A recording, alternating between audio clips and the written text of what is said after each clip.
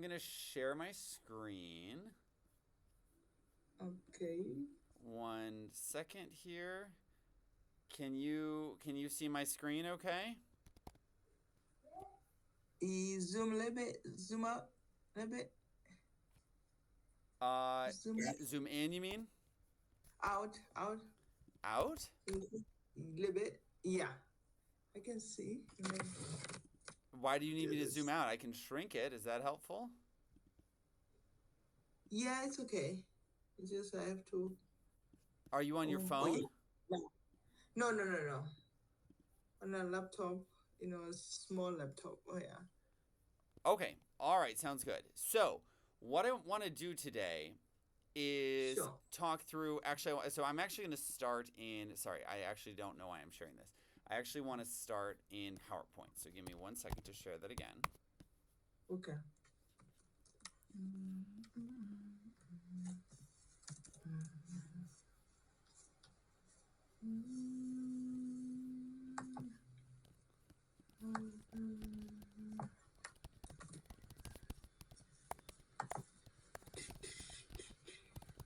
Okay. So, if you don't mind me asking, Uh-huh. what are you doing? Yeah, Are so you so I'll let you know. So I will let me introduce myself right now. So what I am doing, I'm sharing my screen. We're gonna be talking through quick sort and merge sort. I'm Joe. So okay? this website that we're on, Passion Class, is so I built it. I am Oh, the software engineer behind Passion Class. I've written every single line of code for this website, including this video wow. conferencing tool that we're on. So I Okay. offer these sessions to kind of generate awareness about Passion Class. What we are, and I'll actually now that we started talking here, I will show you on Okay. I will show you here. So what Passion Sure. Class is it's a website where if there's something that you know a lot about, sorry, I'll change it from German to English. If there's something that you know a lot about, you can teach a class on it.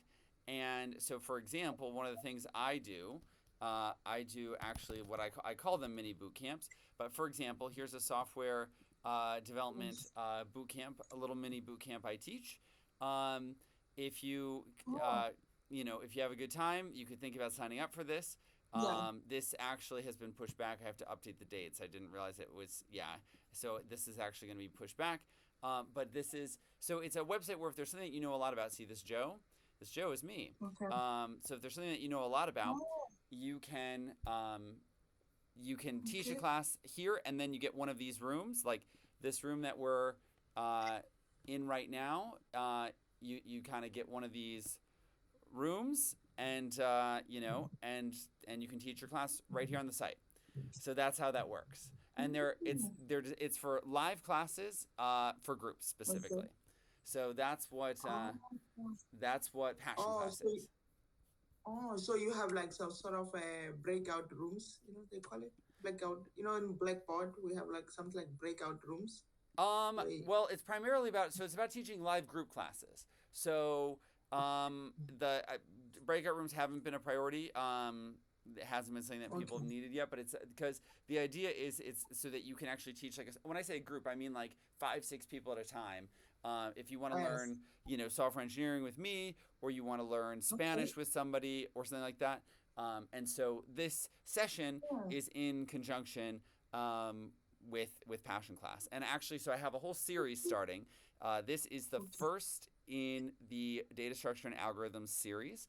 I'm only going to be doing it once. So I do have a rotating set of 5 sample classes that I teach. And then I'm like, okay, now that you've had some instruction with me, now come Yeah. in my full class. This Okay. series I'm actually planning to do just one time. So Oh, yep. okay. So that's kind of the plan. So let me walk you through here. Oops, now I'm sharing this again. I want to walk you through what I want to do today is work on quick sort and merge sort. And these are kind of famous search algorithms. So let's say we are looking to sort data. Okay. Sure. And Yeah. I give you a list of the following numbers: 5, 8. I'm just making these up. 34, 193, 4, 69, 12, 0, 14. Okay, so these are our Okay. numbers. So if I were to tell you to sort these, how would you do that? Do you know how to code a little bit? Yeah. So for me, I do like machine learning stuff. I'm more into, yeah, just modeling stuff. You get what I mean? So I've done like in R. Mostly I've done like, I started coding R. But then in Python, yeah, I've done some data science stuff with Cornell, but Okay, sounds good. So yeah, great. So in but it's Python, been like, yeah, I so in haven't used it for my project, if that makes sense. right, understood. So Yeah. in Python, how would you sort these?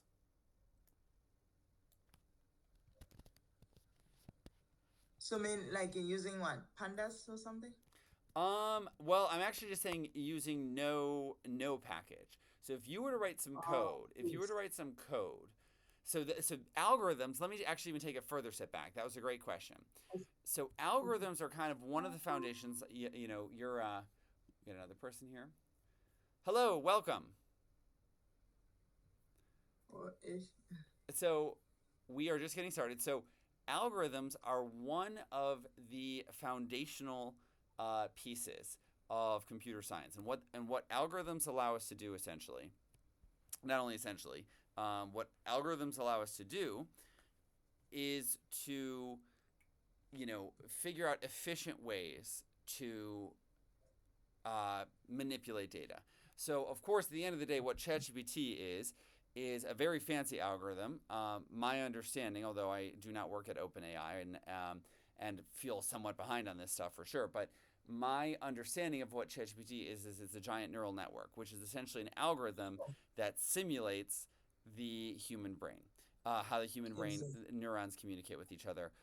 That's a little more advanced than I actually want to talk about today. What I actually want to talk Yeah. about today are two kind of more entry level algorithms, which are called merge sort and quick sort. But before we even get into that, my question to Yeah. you is, if you have an array of numbers, so let's go back Sure. and make this an array, like it were an array in Python.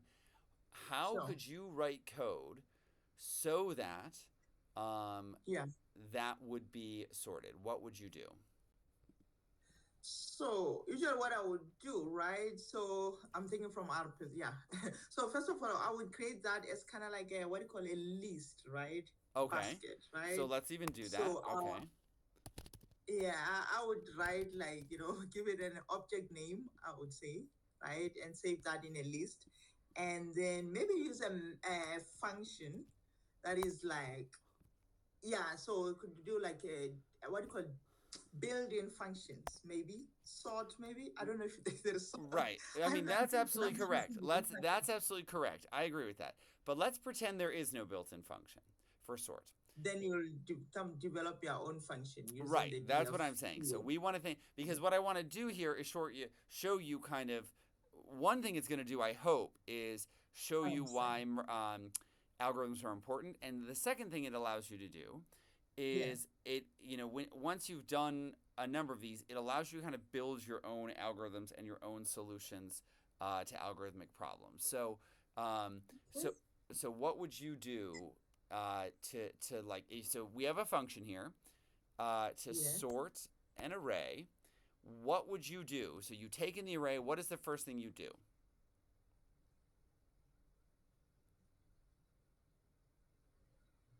So you mean like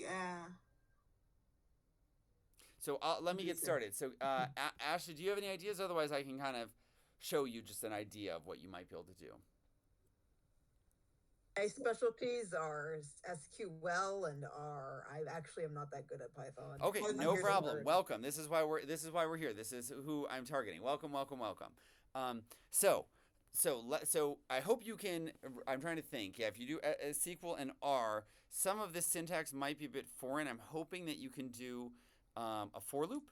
But if not, we'll kind of talk through it when we get there. But the idea is, let's even forget the Python. Okay? So let's go and like literally this. Let's go back to the PowerPoint and say that we are looking to sort data. Okay, we are looking to sort this data. What is the first thing you have to do to sort this data? Like if you were to do one thing, and again, we're a machine. Okay, so pretend we're a machine. Basically, we kind of have to start at the beginning. So what is it like? So Ashley, what is the first thing you might do to sort this? Isn't there like a bunch of functions in Python that like sort Absolutely. Okay. lists? Well, let me. So that is definitely true. But let me show you a different option Yeah. that we can do. That is a very traditional option. Okay. So what a lot of people might do first is they might say, okay, let's start at the beginning of the list and compare this element to this element, and if this element is larger than this element, swap. So we go through one iteration. We compare 5 to 8. No need to swap. Then we compare 8 to 34. No need to swap. 34 to 193. Yes, there's a need to swap. Oh, excuse me, not yet. Sorry. 4. We compare 193 and 4. Yes, there's a need to swap. So then we could go 4, 193. If you see what I'm saying there. So now this one is, and so now we're a little closer to being sorted. Then we compare these two, 193 and 69. Yes, there's a need to swap. So we flip the 193 and 69.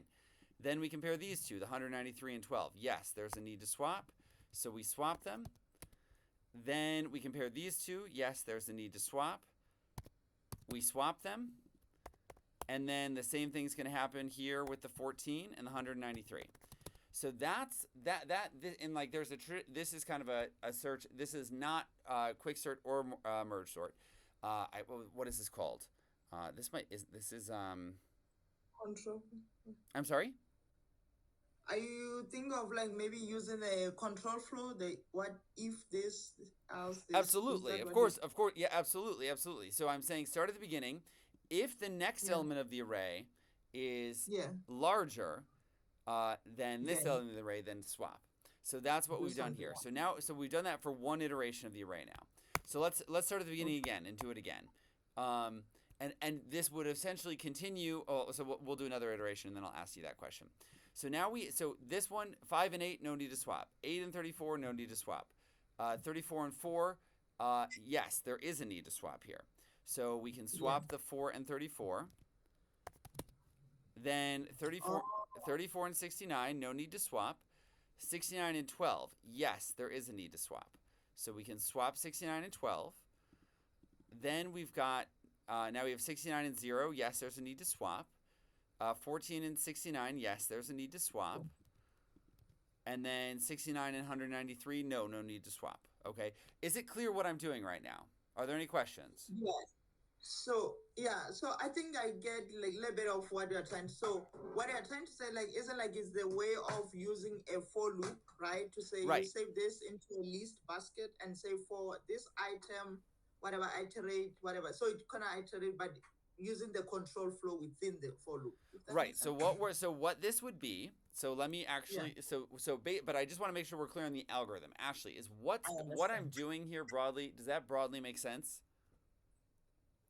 Yes, it makes sense. Okay, sounds good. And let me just do one more iteration so we're clear, and then we'll actually write out the code for this one.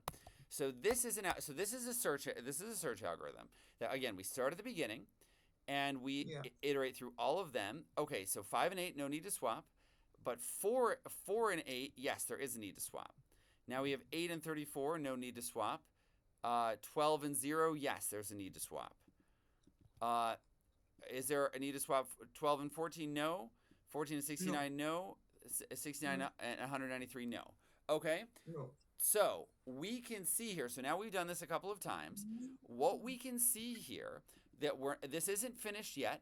As we can see, but it's closer to being finished than what it was. So what we're doing is working. So if we just did this again and again, eventually we would get a fully sorted. We can see here we started 193 here.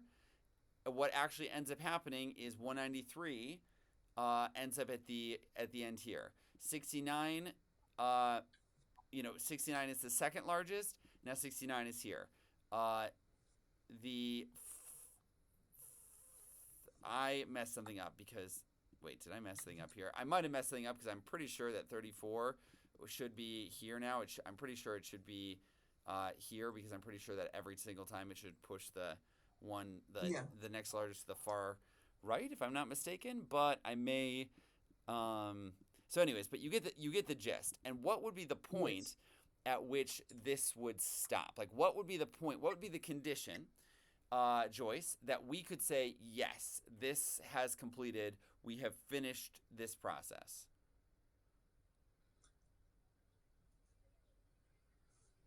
Oh, if there's nothing else. Do you know, Ashley?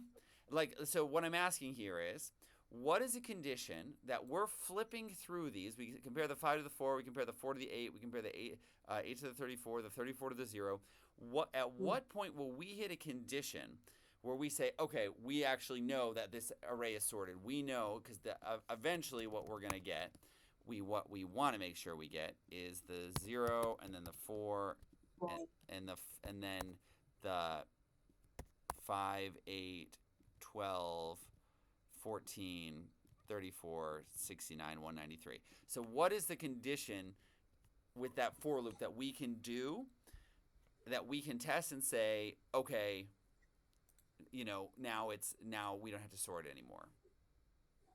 So I would say is when all these values, right?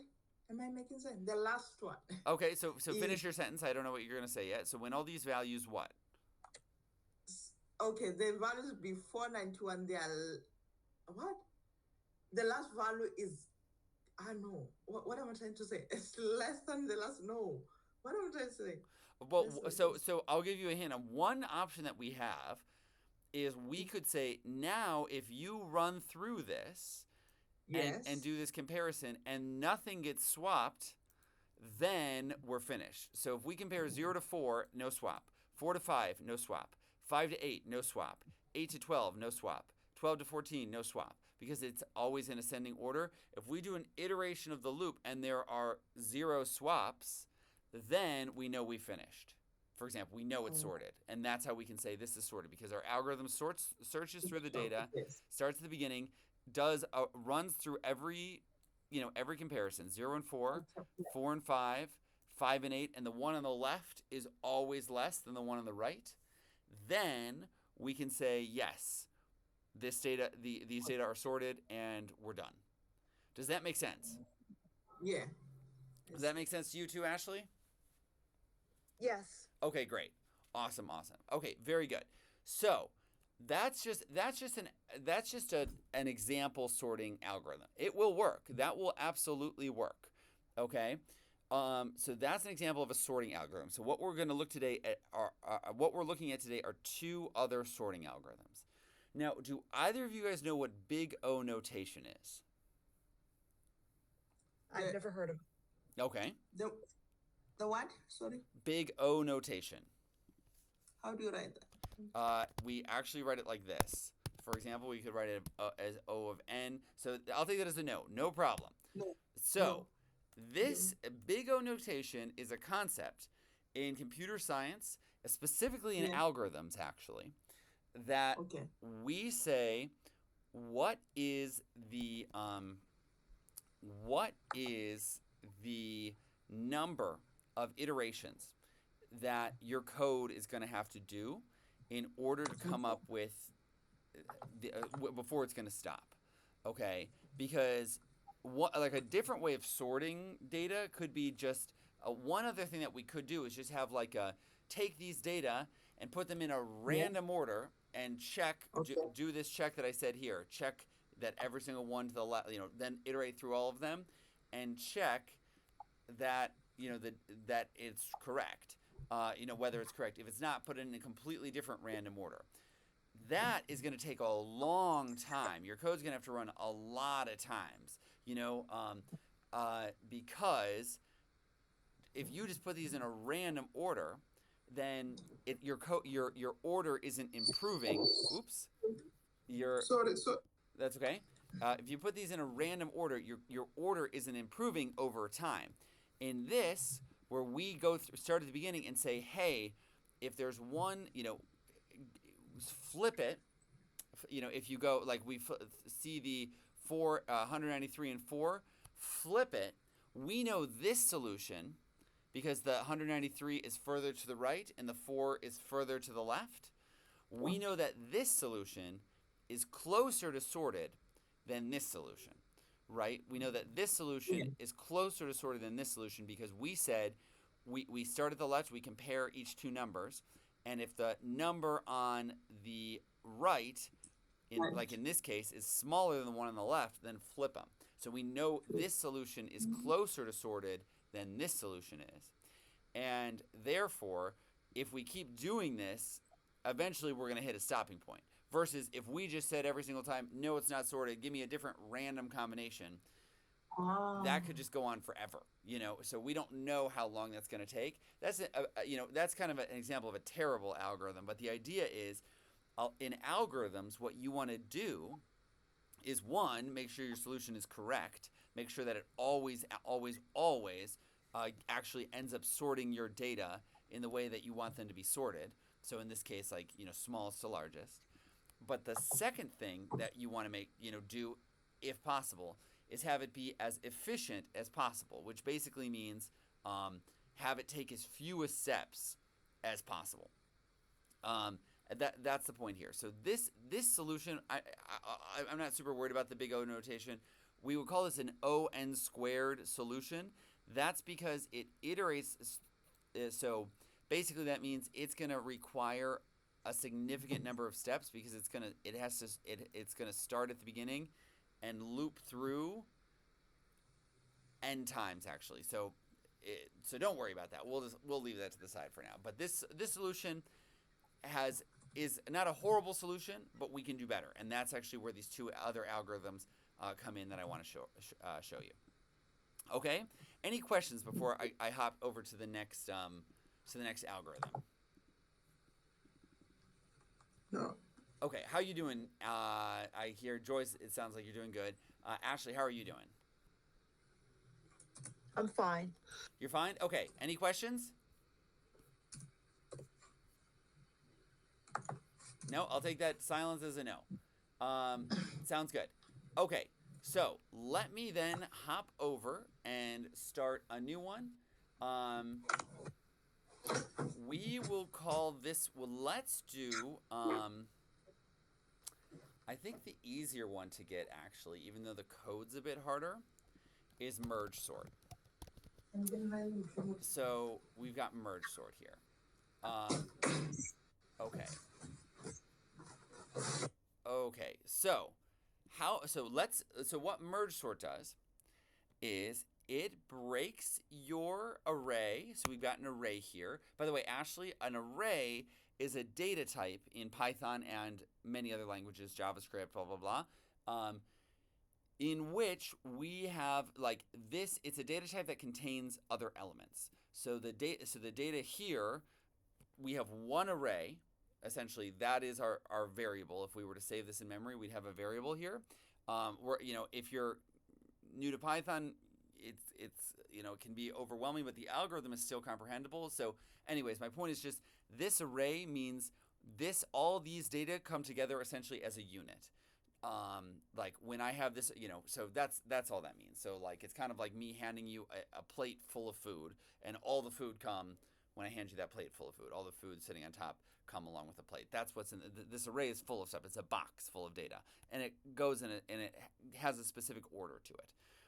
And so what we're trying to do, again, what the point of these sorting algorithms are, the points, or I guess the point of these algorithms is, to organize the data in an array. It doesn't have to be an array, but that's just how it's the most logical data type to use for that. So basically, how merge sort works, let me walk you through it really quick. So what we do is we first break this in to smaller units. So we find the halfway point, and we break it into smaller units. So here essentially now we have 2 arrays. Okay, that's what we do here. Then we break it again. Oh, I'm actually just going to get rid of, so let me get rid of this 34. The only reason I'm doing that is because it's easier at this point to start with an even number. It doesn't really matter, but it's just a little bit nicer, and so let's just do that. There's no problem. Okay. Oops, sorry. What am I doing? So we have one array, and we split it down the middle, and now we've got 2 different arrays of data. So now we're going to split each of these down the middle again. So Ashley, tell me what the data are going to be in my first array. We're splitting these 2 arrays down the middle again, just like we did like here. This one array became these 2 arrays. So this one became this one. So do you mean, is it going to be 4 arrays then? Exactly. So 5, 8 would be the first one? Uh-huh. 193, 4? Yep, exactly. Very good. And then 69, 12, and 0, 14. Exactly right.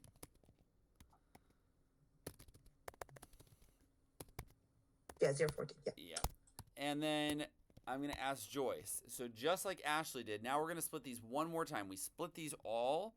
This is how merge sort works. We split them all into single elements. May seem superfluous, but it's really not, and you'll see why. So what is it that we end up with here? What are our arrays? Joyce, do you know? Joyce? Okay, I will take that as a you do not know. That's no problem. Oh, you answering, Joyce? Hello. Hello. Hello. Can you hear me? I'm Yes. back now. Okay. So that was out. I was busy with something. Working from home is a bit challenging. Yeah. So here you go for 5, 8, like 5 as an. So what we do here is actually we just are splitting this into we're splitting each of these into its own array. Okay, so that's fine. You're going to see why it seems a little unintuitive and almost unnecessary to get it quite at this level, but you'll see why in just a second. So now we've got all these arrays. So this is again, this is an algorithm called merge sort, okay? Now, the thing about algorithms is what we're doing here is understanding it conceptually first, and then implementing it kind of comes later. That's kind of the idea here. So, so what we then do is we reorganize our arrays, rebuild our arrays in the appropriate order. So now we are going to say we need to sort these 2. Like, does this one come first or does this one come first? Okay. So Nancy, what is it that we are going to say here? If you see my question, or did I call you Nancy? I meant Ashley. I'm sorry. So my question is, like, with this 5, 8, now that needs to go in order, and we're going to make it a 2-fold array again. So what comes first?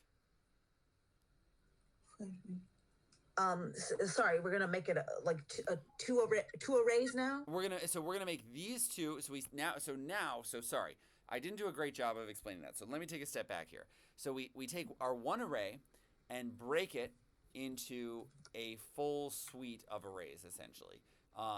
We take our one array and break it down so each into a set of arrays that have length 1. Now we want to go back up the tree. So now we're going to go and rebuild this, this array. So I'll just give you the first one. So the first one is 5, 8. Okay, we just broke that apart, and now we're putting it back together in the same way. But that's just because the 5 happens to be smaller than the 8. Okay, and so we take these two elements and combine them. I'm trying to sort them by color now. So we take these 2 elements and sort them. And now we go to the next one. Okay, so this next one, tell me what our next array is. It's not 4 193. Is it 1269? No, sorry, it is 4 193. Exactly right. So it's 4 193. I just didn't know why you highlighted them. I highlighted them to kind of show that these 2 are unit, these 2 are unit, these 2 are unit, and these two are a unit, if you see what I'm saying. So I was just trying to, like, what we're going to do now is I'll, like, make this one green, this one, yeah, orange, and now this one will be, what is the next one, Ashley? 1269. 1269. And then what is the last one? 014. 014. Perfect. Yeah. 014. Okay. So, and let me make this red so that's kind of clearer. I don't know if this is clear or not. I think it is. And then we can make this one. So that's what we did there. Okay, so the next thing we do. Now we compare these two. Okay? Now let's compare these two. What we do now is we don't have to compare, we compare the first element in each array. Okay? So, Joyce, tell me, we compare the 5 to the 4. What comes first? 4, 5. So no, so this one. So hold on, wait. So now we're just pulling one element at a time. So we compare the 5 to the 4, and now we get a 4. Okay. Then so now the 4 is finished. I'm actually going to cross this off.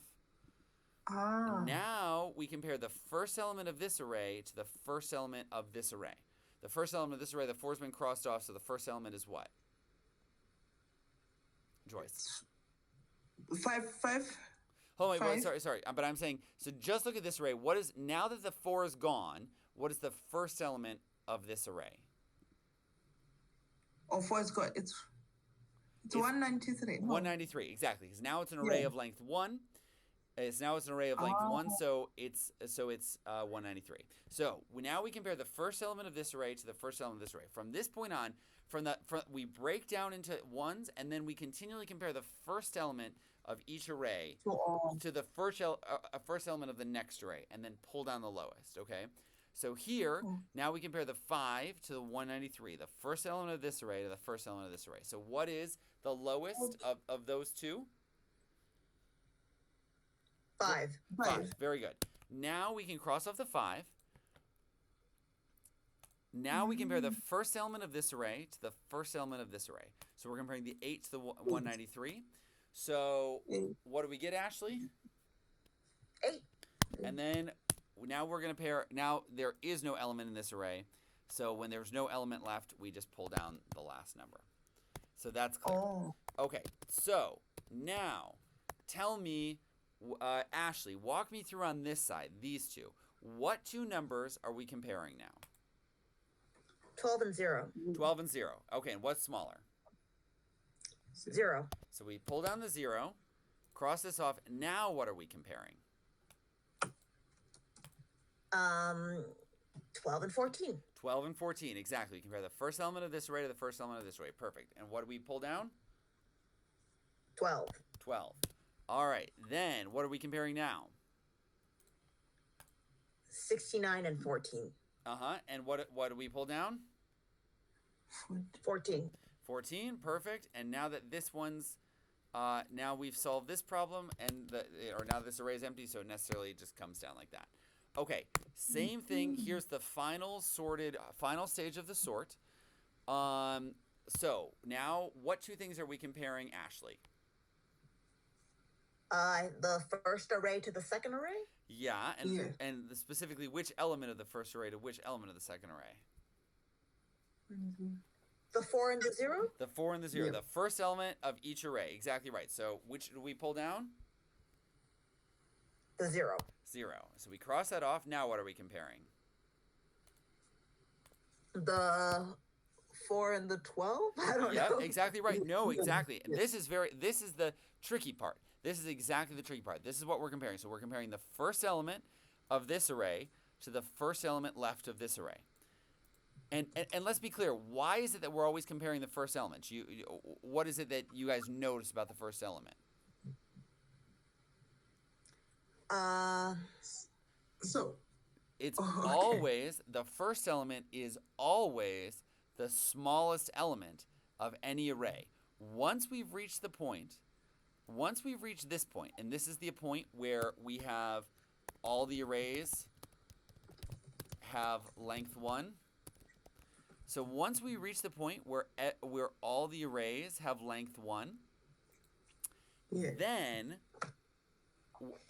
each element, after that point, the leftmost element of each array is always the smallest element in that array. And that's why we always only have to compare the leftmost element between any two arrays. Like we compare the leftmost element in this array because you can see here this array is already sorted 4, 5, 8, 9, 193, 0, 12, 14, 69. So these arrays are actually already sorted. Once you get past the point where you're done breaking them down, every single time you put them back together and form a new array, each of the smaller arrays is always already sorted. And so that's why you only have to compare the leftmost element in each array to the leftmost element in the other arrays, because there's no chance that this 8 should go before this 5, right? Because it's already, this array is already sorted, so we don't even have to worry about the 8. The question is it the 4 or the 5? Because we know it's definitely not the 8 that comes next. That's kind of the thinking there.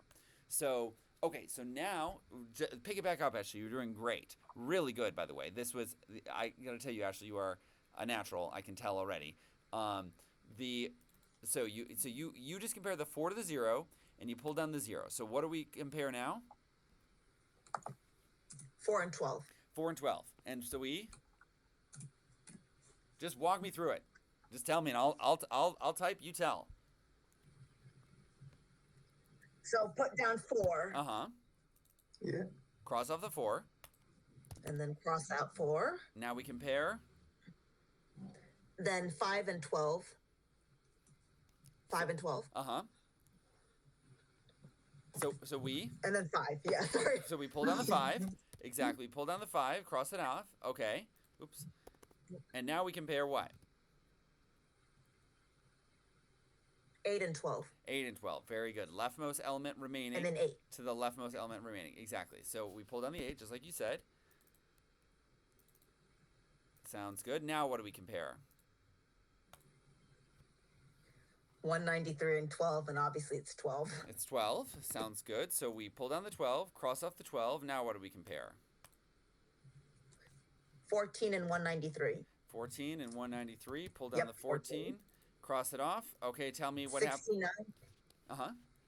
69 and 193, 69. Perfect. Now what happens? 193. Exactly. Since we've got none left in this array, we know we can pull down from this array in sorted order. Now, let's say we had 2007. Oh, you put 198. Oh, thank you. But let's just hypothetically, if let's say we crossed these off and we still had 193 in 2007. Of course, we could pull down the 193, cross that off, then pull down the 2007. That's clear, right? But we're not doing that. Yeah. But I'm just showing if we had 2 in a row. And so this ends our array. And ta-da! It's sorted. It's sorted. So that's merge sort. Does that make sense? Ashley, great job. Both of you guys did a great job. Any questions? Yeah. So, what do we notice? Like, what is it that we notice here? Do you guys notice anything? I don't know. I just kind of like noticed like a sort of a nested looping.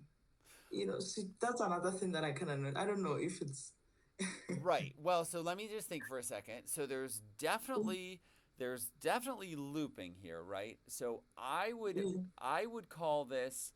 There's different ways to write it. I would write this recursively. If you don't know the size, I believe you have to. I'm trying to think if that's true or not. I think you have to write this recursively. okay. Let me just think for a second. Let me just think for 1 second here if that's true. That's the only way I can think of right now. There may be another solution that's non-recursive. You know what I'm going to do? I'm actually going to ask ChatGPT to let me just ask ChatGPT to write this up, and I will just show you guys the solution in here really quick. So hold on 1 second. Oh, you know what? No, I actually have a. Yeah. Okay, sounds good. So now we have here. I'm just gonna. So Ashley, have some fun with your first Python. Okay, this may be tough if we're not used to this yet. But what I'm just gonna show you is how this works. Okay, so we have a function called merge sort, which is the one that we take our array. I'm gonna just actually do our array that we had before. Get rid of this num list and call it array. So how this program works is it says what we're going to do is take the array and run it through this function called merge sort, and that's our final sorted array. So we look at the function merge sort. Okay, so the first thing it does is it says if the array is less than or equal to 1, or if the length of the array is less than or equal to 1, you will hopefully. Oh, can you guys see my code? I was under the impression I'm sharing code, but I think you guys just see my PowerPoint. No, no PowerPoint. Okay, one second. I'm sorry about that. So here's me talking through code you can't even see. Good luck. Good luck understanding that. Okay. Can you see it now? Yes. Okay, sounds good. Let me see here.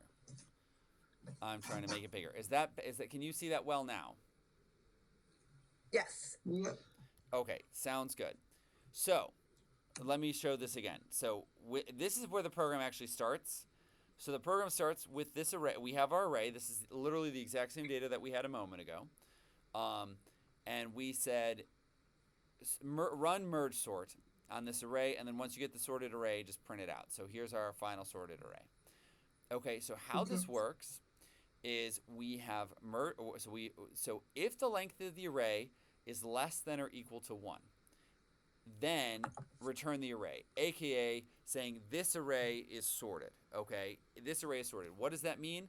You'll remember that we reached a point where all of our arrays had a length of 1, and so when they have a length of 1, any number that or any array that has a length of 1 is necessarily sorted, right? Because there's no change in the ordering of the numbers in that array that are needed. Otherwise, so if the length of the array is 1, then return the array. Return is a function that ends the code, so this is essentially an else. So otherwise, divide the array into 2. So find the midpoint of the array, which basically means take the length of the array and divide it by 2. Here this means and round down. That's what that double slash means. So for example, this array has a length of, in computer science, Ashley, we do what's called, what is that called?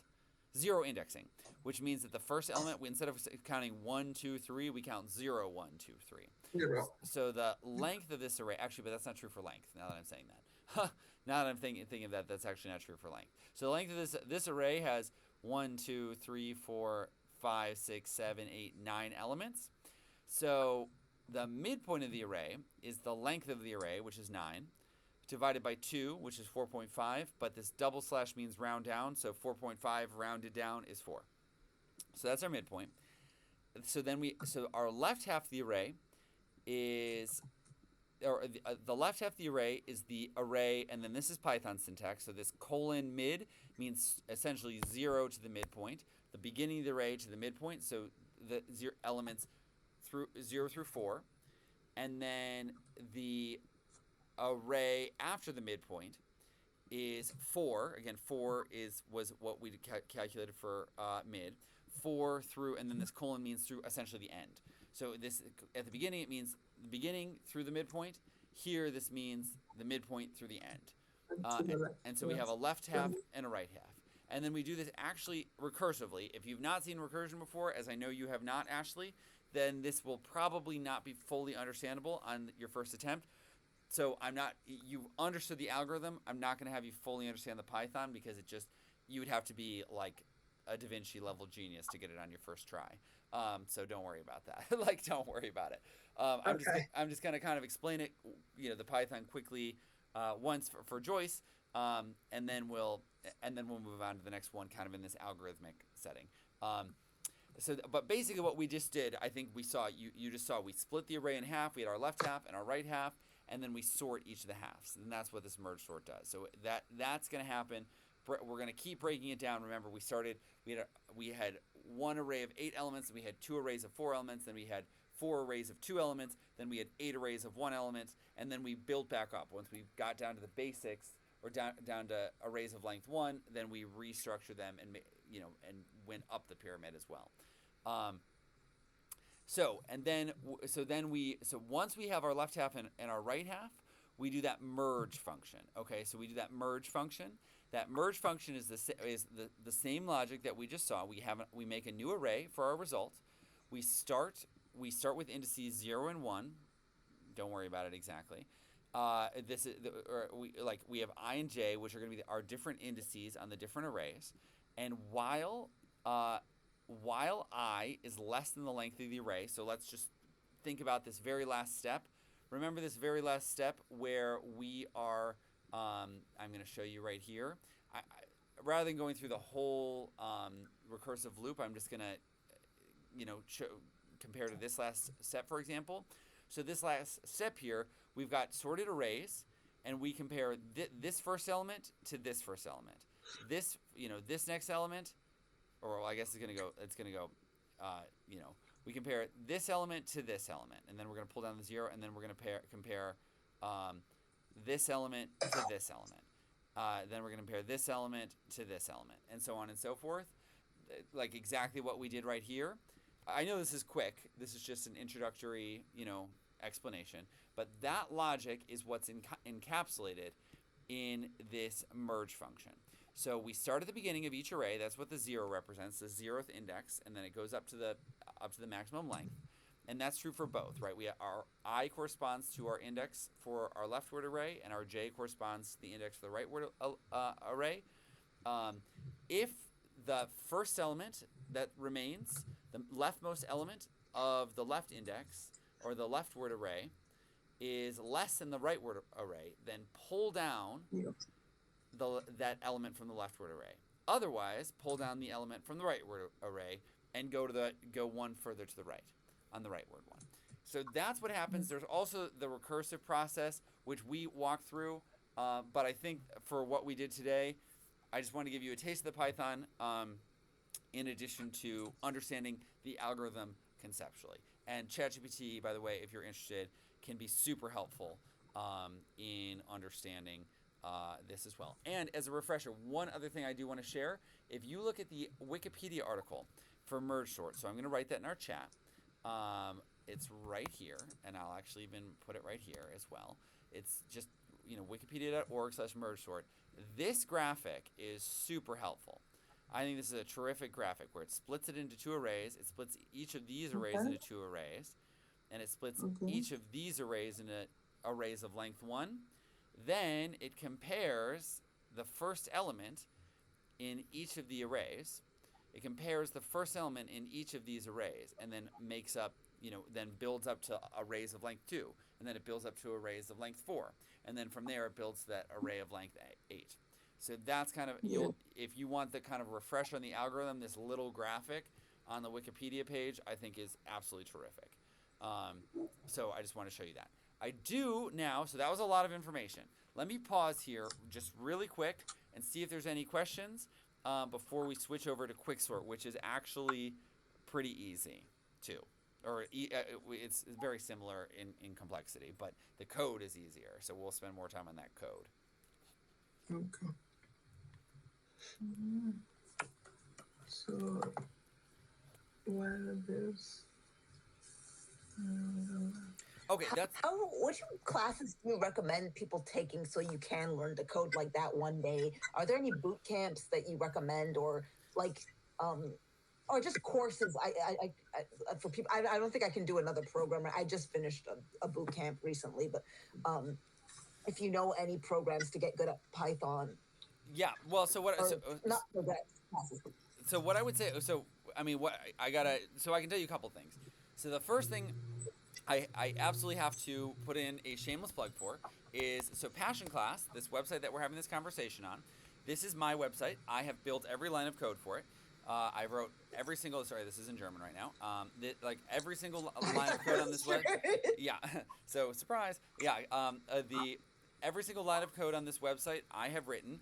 I teach personally a number of boot camps Um, so the when I say boot camps, I mean I call them mini boot camps. Really, they're more like chiller, um, kind of 1 day a week kind of things, where it's like you do a couple of hours with me a week.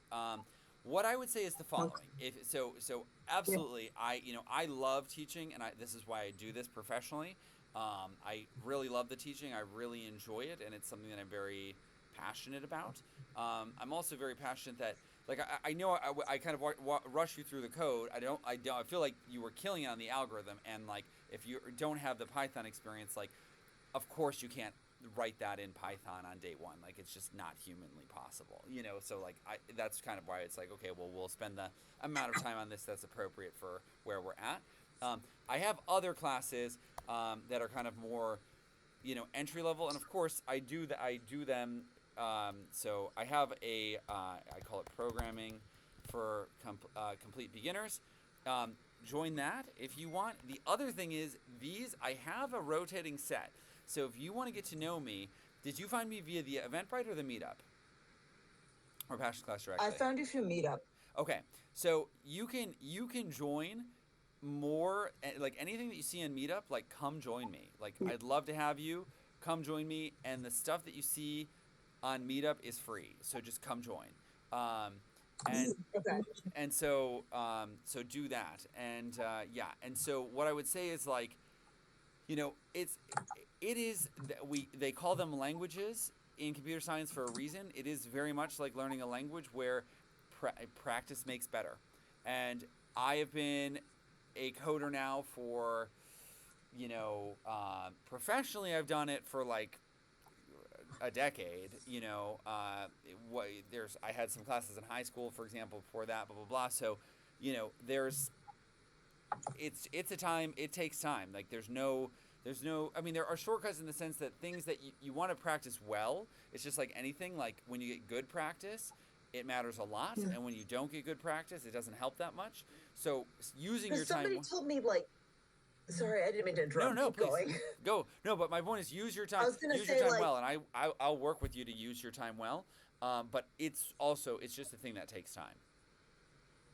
I have SQL and R, so I'm just like, I thought like learning Python would be easier since I know these other languages.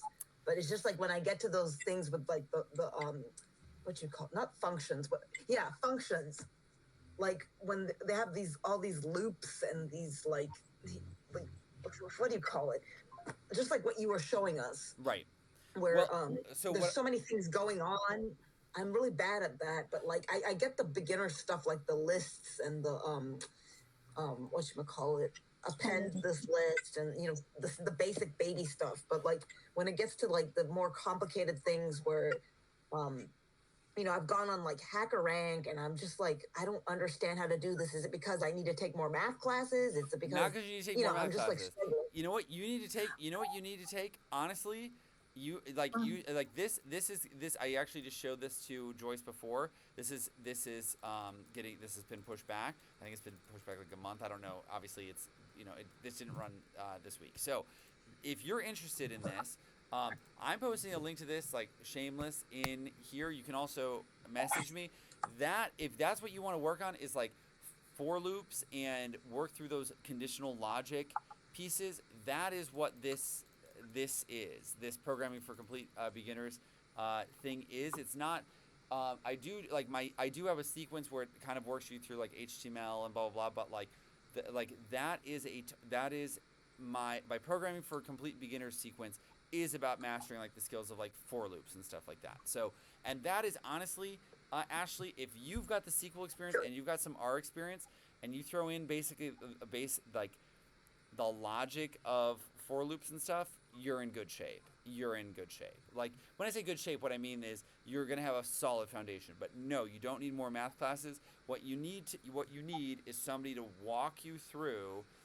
This is how a for loop Yeah. and stuff like that works. So that's what you need. That's what you need. Yeah, just Okay. sorry. Yeah.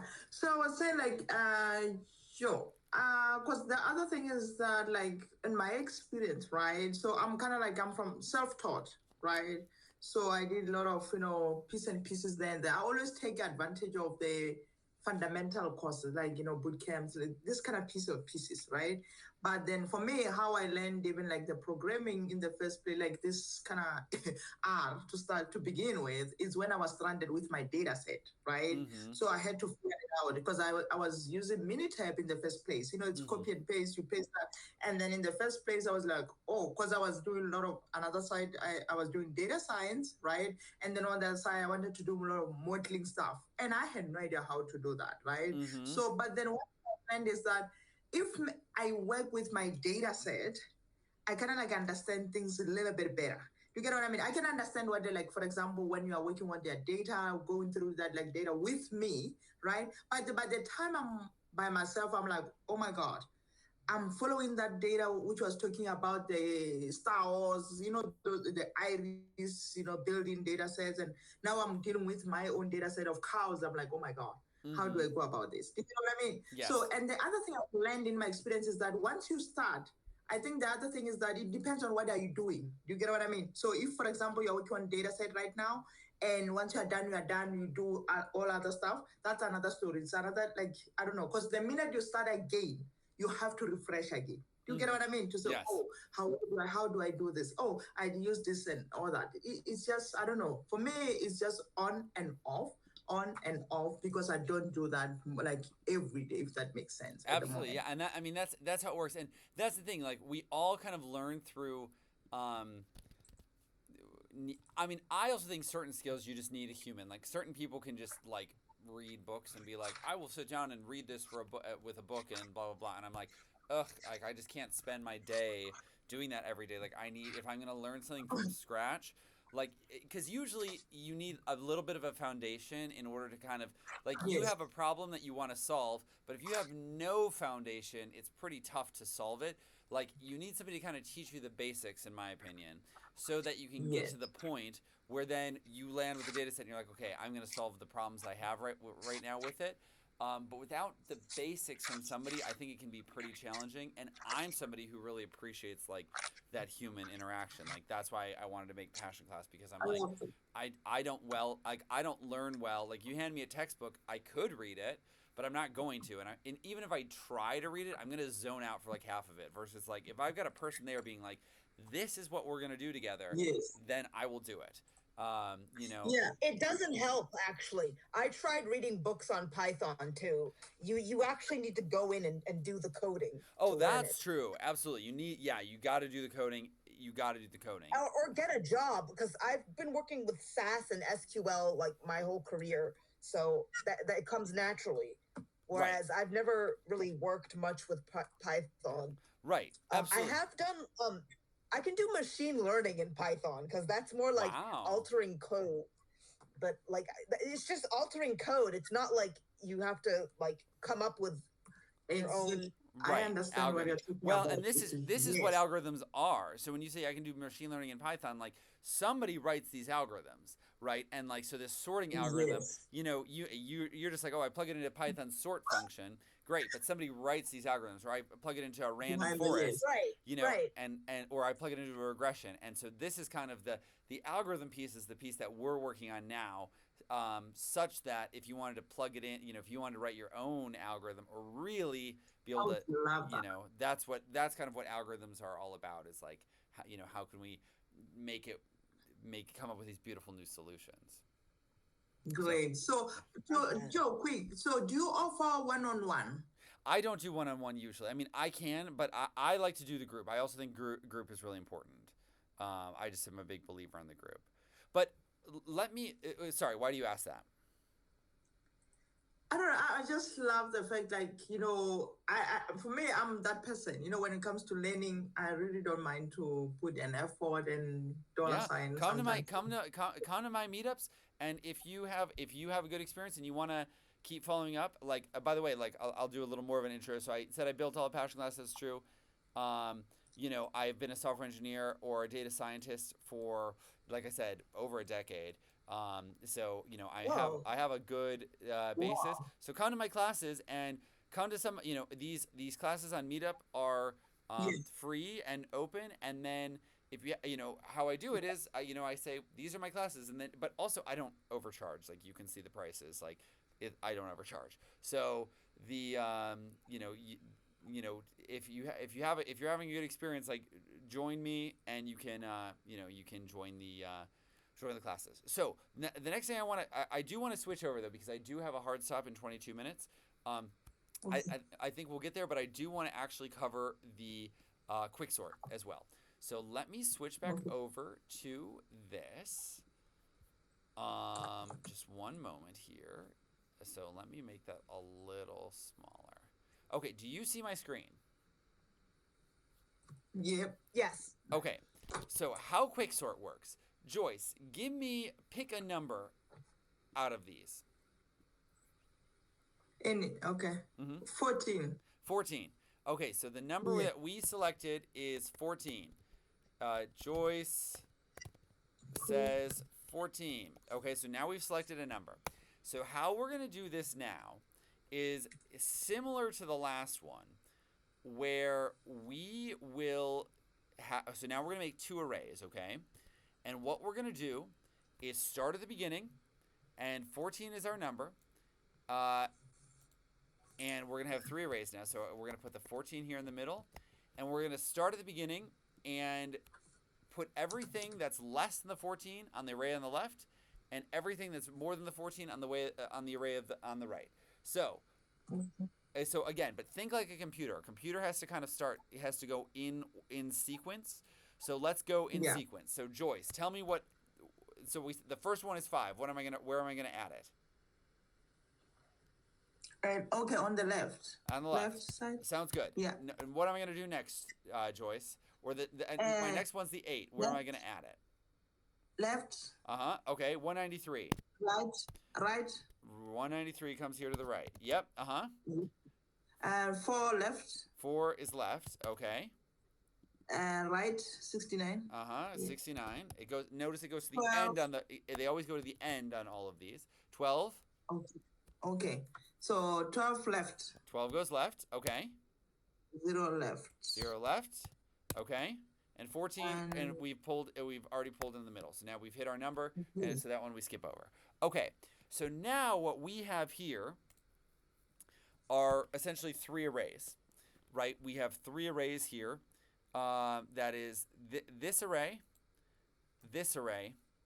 and this array, right? Is that clear? Yeah, 2. Yeah, 3. Yeah. Yep. And that's clear to you too, right, Ashley? Yeah, that's clear. Okay. So now what we're gonna do is, Ashley, now pick a number for the first array only. Any number. Any number? 4. 4. Okay. So we picked 4. So we're gonna now split the first array into 3 arrays as well. So 4 goes in the middle. So start at the beginning. Tell me where this one goes. Number 5, you mean? Yeah. Sorry, that's what I meant. Yes. Tell me where the 5 goes. On the right? 5 goes on the right. Okay. Then what comes next? 8. So so then the 8 is the next number, and it goes on the right as well. Yep. So then we hit the 4, which we've already sorted into the middle. So now we have the 12. Does that go on the right or the left? Right. Right. And then we've got the 0. Where does that go? You're not sharing your screen anymore. Oh, Yep. sorry. And now we've got the 0. Does that go on the right or the left? It goes on the left. It goes on the left, right. So we went in this order. We went in the order of left to right, right? So we sorted. So we had the 4. 4 was the number you picked. Then we went 5, 8. 4 is already there. 12 goes on the right, and 0 goes on the left. Okay. So then we still have this array here. So we have this array of 14, and then we have this array. We have a third array, which is 193 and 69.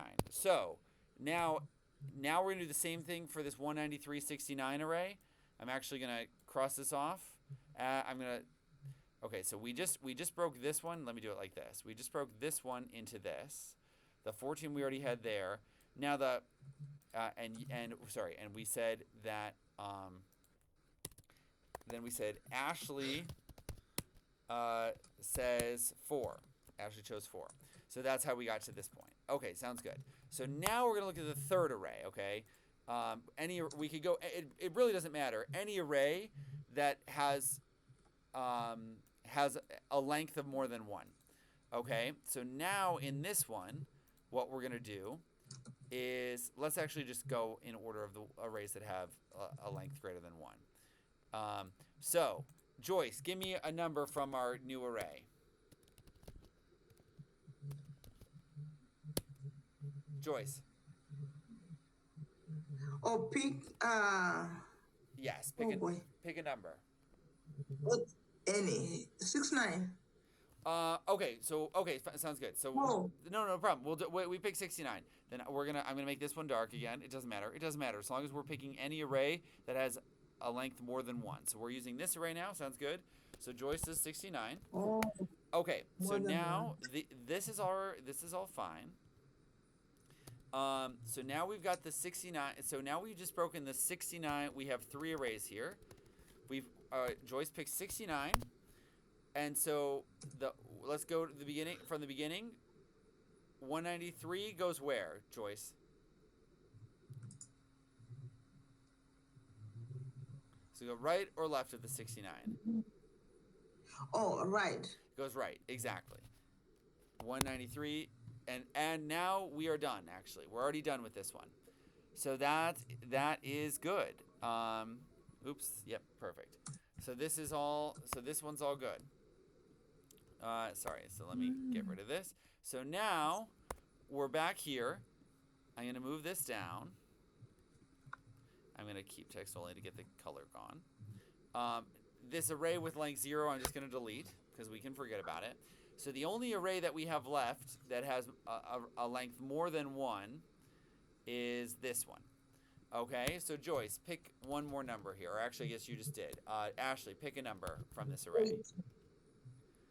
12. 12. Okay, not Joyce. No, I said Ashley says 12. Okay, so now on this one, what we're gonna do is so we keep everything else in the same order, except for the new one. So now we picked this 12. Okay, so we're gonna have So now we've got this. We're gonna have 3 arrays again. We pull down the 12 in our middle. Now we start at the beginning. Does this array, or does this 5 go, where does this 5 go? Left or right of the 12? On the left. Okay. Then the next one we've got is the 8. Does it go left or right of the 12? Left. Left. Okay, perfect. So now we're done actually with this. This all looks good. We start on the next line. Now we only have one. I just delete the empty array. That's all I've done is remove the empty array.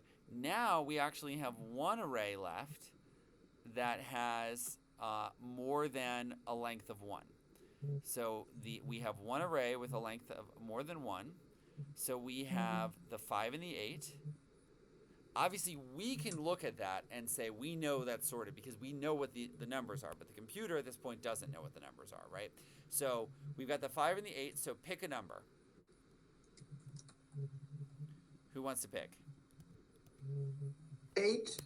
Joy says 8. So now what we do is we split this into three again, and we've got an array of 8. We start with the 8. So we're going to start at the beginning. Does the 5 go on the right or the left, Joyce? Left. Left. 5, and then the 8 we've already pulled down, and then this is done actually.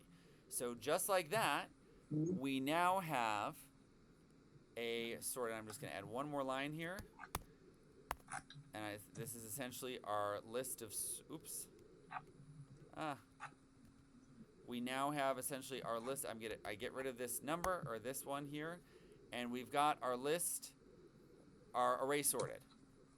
We now have our array sorted, and that's quick sort. So now we can see 0, 4, 5, 8, 12, 14, 69, 193. It's all sorted. So that's how this one works. Now what I want to highlight to you guys is this quick sort algorithm and this merge sort algorithm. You'll see, like this one, we did merge sort in this many lines here, and we did quicksort in this many lines. Now, a line actually, they're not, it's a line doesn't exactly equate to the number of operations, but you'll remember that first method I used, where I just actually put in this dot dot dot. Like we weren't done here.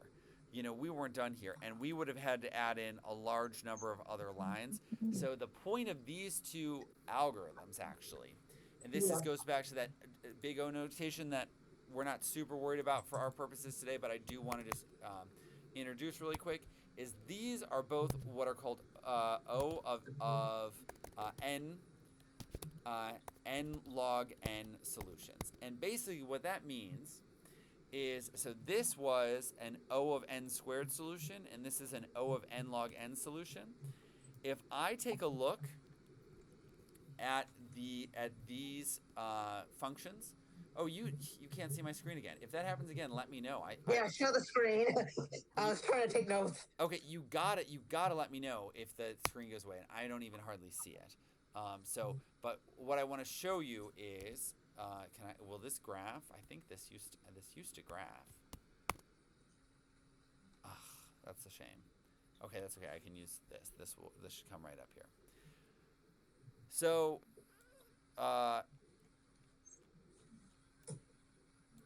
this is our first one, and our second one, so we have, if we have x squared, x times x, the point here is, I don't know if you can see this super well, this black line is the number for this x, and the how can I say this better? So the green line is of n log n, and the black line is x squared. The point here is that the number of operations that your computer has to do, given the size of the array, like we had an array that only had 8 elements, right? Our array only had 8 elements, but imagine that you were sorting an array of 1,000,000 elements, which is, like Wikipedia. If you want to put the Wikipedia articles in alphabetical order, which I'm sure Wikipedia does and has a site to do, I'm sure Wikipedia has 1,000,000 articles on it. And so to sort that, whether your function increases exponentially like this, the number of operations your computer has to do increases exponentially like this, or increases exponentially like this.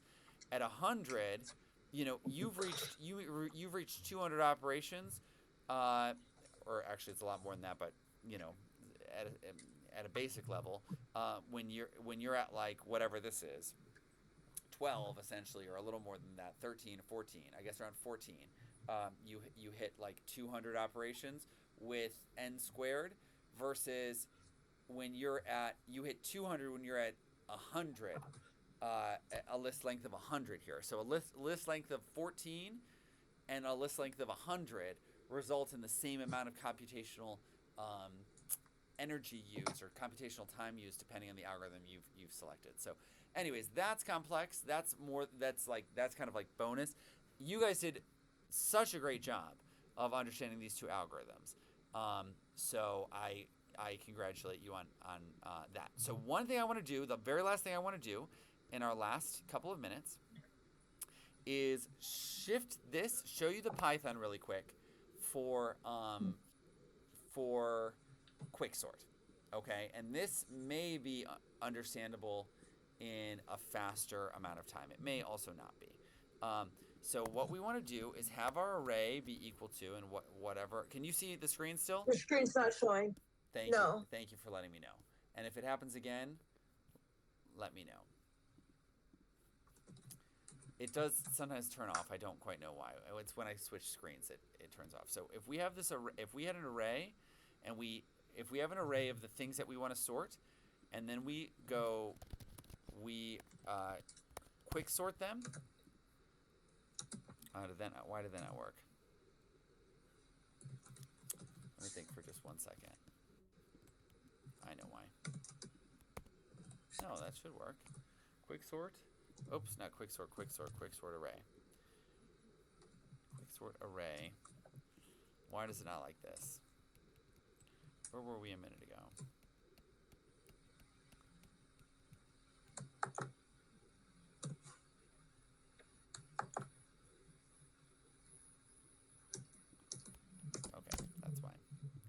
Python 2, not Python 3 syntax. Okay, sorry about that.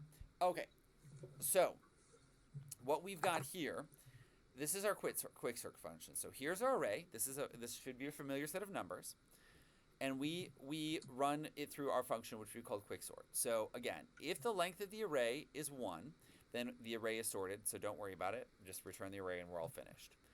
Otherwise, we find our pivot number, which was the number that we were looking at before, right? Remember how you guys picked a number every time? Here, they've done, they just chose the first number. Another option is to take a random choice, however you want to do it. There's different ways of thinking about it, but yeah. But so here, we have the first one, which in theory is random.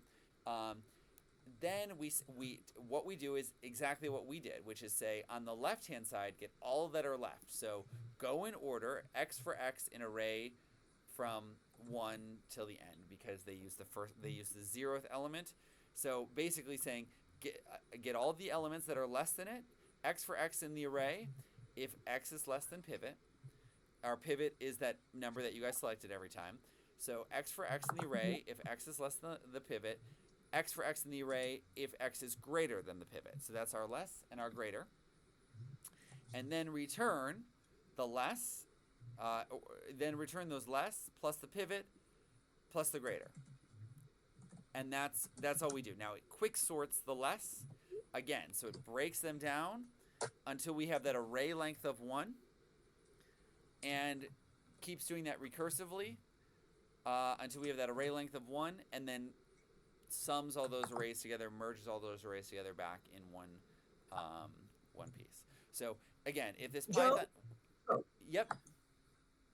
Can I ask you a question? Please. How did you come up with writing this code? Did you use ChatGPT, or did you just pull it out of your brain? So this I actually let ChatGPT write for me, but this is definitely something that I could write out of my brain. This is definitely something I could write out of my brain. And how do you start with that? How do you begin to write code like this? The answer is practice. The answer is practice. So it's not something that you will do if you start with Python next week. Realistically, this code here you could be writing in a year, something like that. Like this is code that you could be writing in a year, or potentially even less, honestly.